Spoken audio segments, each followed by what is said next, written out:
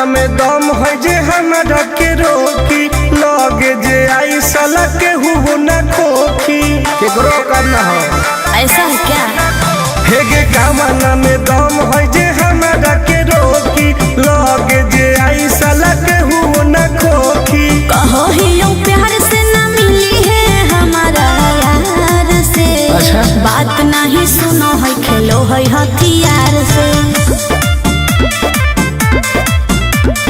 बात नहीं सुनो है खेलो है हथियार से। ढेर भौकाल मत बनाओ।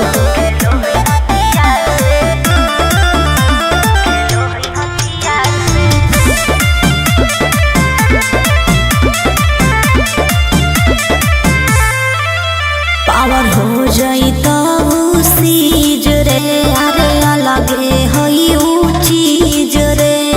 चाइना के मशीन समझो है की हाँ आगे करे न ढेर तू घमंड गे भरे पर तोरा दंड गे नमवा हमर जानो है पगली गाँव जवार पर खंड गे अरे काला टीका मार के वो घूमो हकई थार से।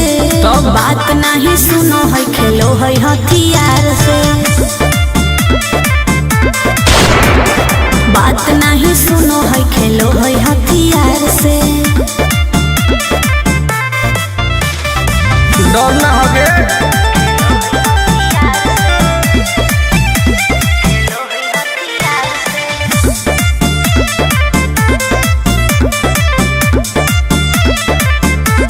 अभी तू झूठे बनो ही बस सामने हो तो एनर्जी लॉस।